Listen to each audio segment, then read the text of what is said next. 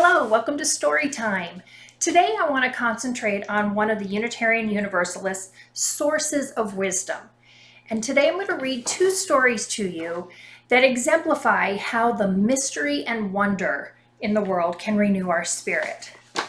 I'm Marci Bowden from Valley Unitarian Universalist Congregation. I'm glad you're here. This book is from 1979 and it's called I Stood Upon a Mountain. I stood upon a mountain when the year was spring, and dwarf forget-me-nots scented the air with spice. A great blue shell of sky curved above me, hills of pine and fir swelled green below me, and in the valleys between I saw mirrors for the sun.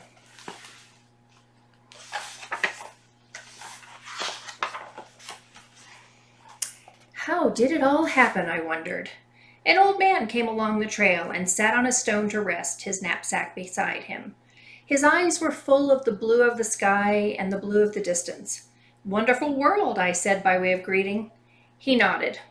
And to think, it all came from an egg. An egg? So I have read, the old man told me. In the beginning the world was nothing. Then slowly it turned into a great egg. After a time, the egg split in half. One of the shells became silver, and that is the earth. The other became gold, and that is the sky. The fluid between became the ocean, and the yolk, the sun was born. Can it be true, I asked?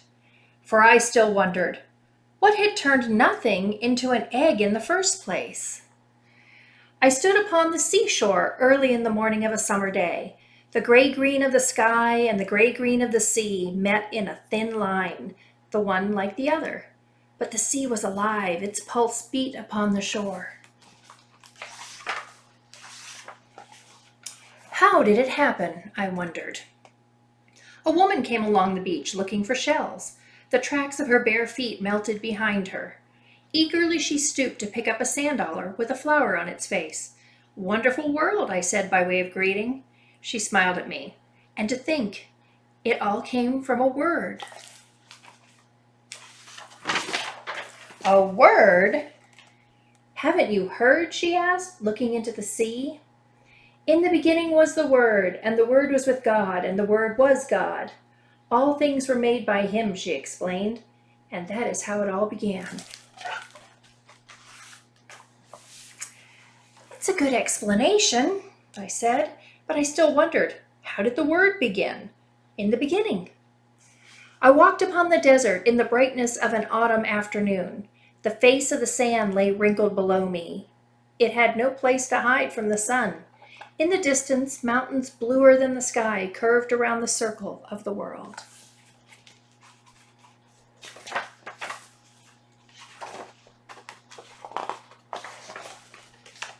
How did it all happen? I wondered. A Native American man walked toward me, and I went to meet him. Around his head he wore a band of red, the color of a cactus flower. His hair shone black as a raven's wing. "Wonderful world," I said by way of greeting. And to think, he said, it all began with fire. With fire? In the beginning came a world of fire, he told me. That was the first. From the world of fire, the world of air broke away. From the clouds in the air came the world of water. Fire, air, water, and now earth. The great four.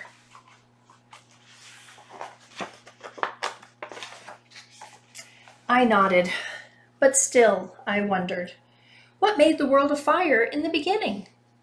I stood upon a hilltop at the edge of town one night in winter, when the moon was half. Below me, street lights twinkled like stars. Above me, the great city of the sky was ablaze with candles. An owl talked about it in a pine tree. How did it all happen, I wondered. I heard voices. Two children, scattering the star-dusted snow as they climbed, came to my hilltop. "Wonderful world," I said by way of greeting. They gazed at a planet that shone like a bright light among the smaller star candles. And to think, it all came from an explosion, they said. An explosion? Don't you know, they asked, millions of years ago, more millions than anyone can say, everything was part of an enormous mass. When it exploded, the stars and planets and galaxies were born. The mysterious universe, they said softly. One of them turned their face up to look at the sky.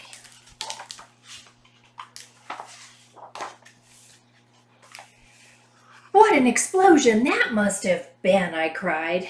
And yet, still I wondered, where could such an enormous mass have come from in the first place?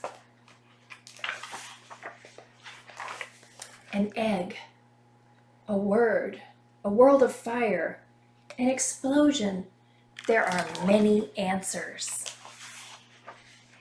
And yet when I stand upon a mountain or walk upon the seashore or look into the face of a desert or climb to a hilltop at night, I am still filled with a wonder that needs no answer at all.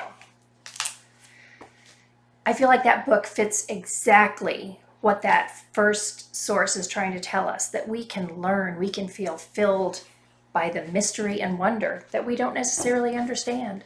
Some people think they have answers, others just want to question. I have another story for you. This one's newer. I believe it was published in 2017. Double checking here. Yes. So it's called From the Stars in the Sky to the Fish in the Sea. And it's a beautiful story of the mystery of us.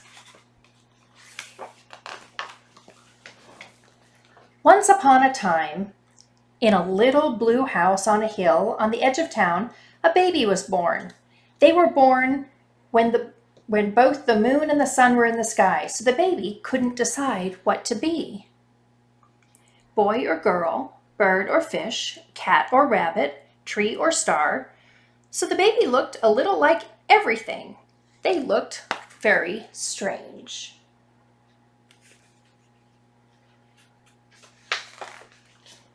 All the same, the baby's mother gave her child a bath and rocked them in her arms. Your name, she said, is Miu Lan, and she sang a song that her own mother had sung to her long ago. Whatever you dream of, I believe you can be, from the stars in the sky to the fish in the sea. You can crawl like a crab or with feathers fly high, and I'll always be here. I'll be near, standing by. And you know that I'll love you till the day that I die. And even though they still couldn't decide, the baby felt loved. Miu Lan grew up to be a strange, magical child who was always changing. They grew feathers and wings to fly with bluebirds in the mornings, scales and a tail to swim with fish in the afternoon, and fur and paws to play with puppies in the evening. No matter how many things Miu Lan became, their mother always brought them back into the little blue house, gave them a bath, and tucked them into bed at the day's end. As the stars rose, she sang, "Whatever you dream of, I believe you can be, from the stars in the sky to the fish in the sea." And Miu Lan felt loved. One day, it was time for the child to go to school. They were so excited. They grew a tail of peacock feathers and a coat of tiger stripes. "Have fun," said Milu's mother when they got to school, the other students were either boys or girls, and they had no feathers, no scales, no leaves, no fur, no fins, not even sparkles. No one invited Miu Lan to play. One little boy ran up to the child and asked, "What are you supposed to be?" Miu Lan didn't know how to answer. When they came home, their mother asked them how they liked school. "That's okay," said Miu Lan. "Did you make any friends?" "Not really," said Miu Lan. That night, Miu Lan's mother tucked them into bed and sang, "You can crawl like a crab or with feathers fly high. I'll always be here. I'll be near, standing by. And you know that I'll love you till the day that I die." And Miu Lan felt loved, but also worried. The next day, they wore a turtle shell and porcupine spines. No one pulled or poked Miu Lan, but the other children still pointed and whispered. Did you make any friends today? Asked their mother. Not really, said Miyulan. That night, Miyulan's mother tucked them into bed and sang, "Whatever you dream of, I believe you can be, from the stars in the sky to the fish in the sea." And Miyulan felt loved, but they also felt sad.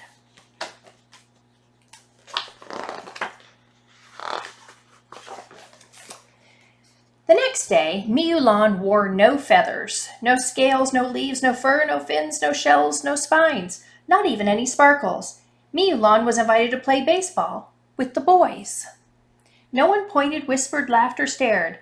But when Miyulan joined the little girls playing hopscotch...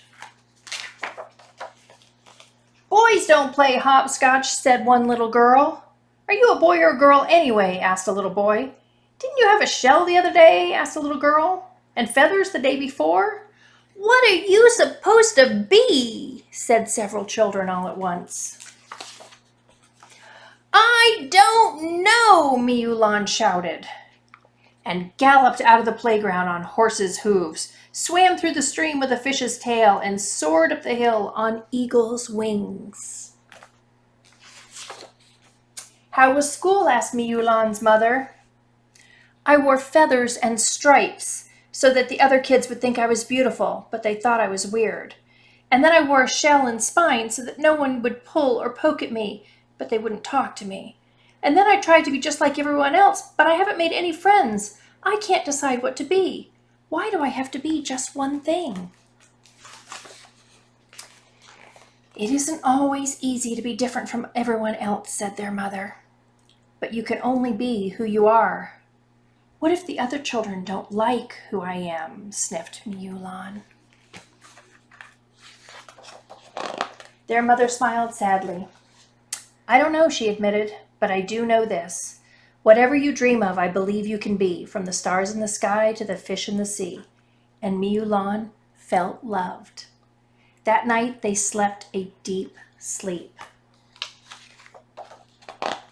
The next day, Miyulan wore fur, feathers, scales, leaves, and many sparkles that glittered like the stars. For a moment, none of the other children spoke to them. Then a little girl said, "You can fly? That's so cool." "I like your sparkles," said a little boy. "Sorry I pulled your feathers," said the boy with the red hair. "I was a little jealous of them." Miyulan asked, "Does anyone want to play with me?" And they showed the other children how to gallop like horses and climb like monkeys and swim like fish. It was fun to be many different things. And the child of fur, feathers, scales, leaves, sparkles, who was neither boy nor girl, but many things, and always changing, felt happy. In the little blue house on the hill on the edge of town, Miyulan's mother smiled and sang the song her mother had sung to her once upon a time. "Whatever you dream of, I believe you can be, from the stars in the sky to the fish in the sea. You can crawl like a crab or with feathers fly high, and I'll always be here, I'll be near standing by. And you know that I'll love you till the day that I die. Whatever you dream of, I believe you can be, for you are my child, courageous and free." The end. A mystery about what we are and who we can be and how to learn from that. One of our Unitarian Universalist source of information. Hope you have a great day.